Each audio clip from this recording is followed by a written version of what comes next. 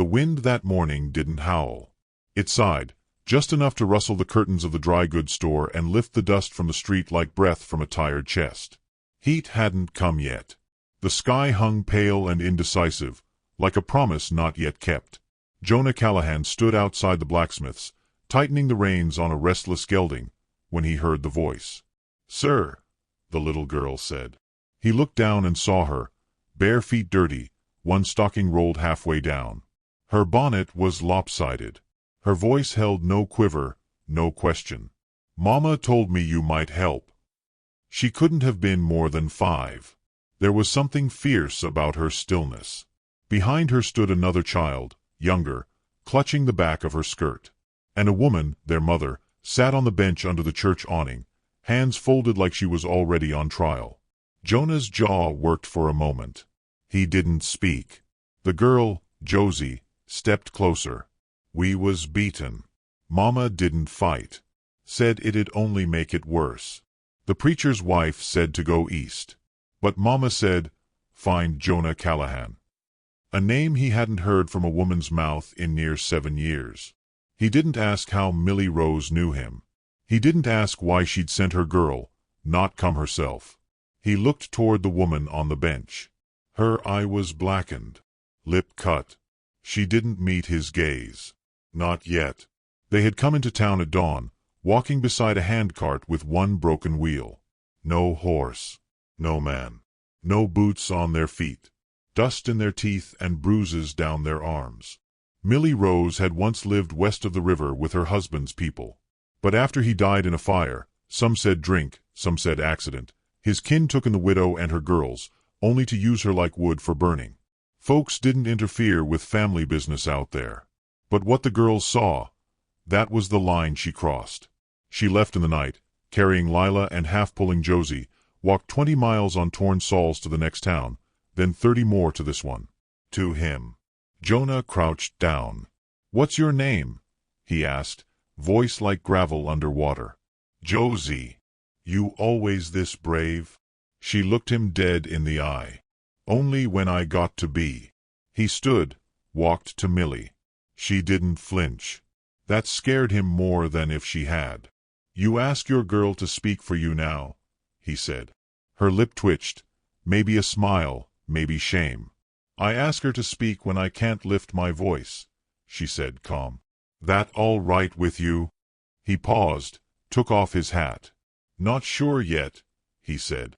But he sat down beside her anyway. Lila crawled into her lap. He noticed the girl's heel had cracked, bleeding dry. "You got a place to stay?" She shook her head. He looked across the street where Mrs. Tompkins watched through the fabric shop's window, lips already moving. "No," he repeated. "But they'll sure be talkin' soon." Jonah brought them to his cabin. It was small, 1 room and a loft. A stove, a cot, and a bucket they'd have to fill twice a day just to wash. It smelled of leather, wood smoke, and loneliness. He didn't offer her the bed. He gave it to the girls. Millie took the floor without complaint. That first night, she didn't sleep. Neither did he. He heard her crying once, silent, body-shaking sobs, but when he stepped outside to split kindling, he found her already there, arms around herself like she could hold her soul together with her own bones. He said nothing, just added more wood to the pile. She stayed. And every day they did not speak much. But Lila began to hum when she swept. Josie began to laugh, just once, when the pan burned her pancake and he pretended it was a ghost's doing. And Millie began to look him in the eye. They came for her on a Sunday. Deputy Sykes. 2 men from her dead husband's family. They didn't carry guns, just words and town law and their tall boots. "She's family," one said. "We just want her home." "She stole the girls," the other said. Millie stood barefoot on the porch, hair still wet from a bucket wash, Lila holding her skirt, Josie behind the woodpile with a rock in her hand. Jonah stepped out, shirtless, hat in hand. "Anyone lay a finger on her," he said. "They'll find out what kind of man I really am." Sykes eyed him. "You threatening an officer?" "I'm making a promise." The men looked past Jonah, at Millie. "Let her speak," one said. Jonah didn't turn. She already did, he answered. Behind him, Millie whispered.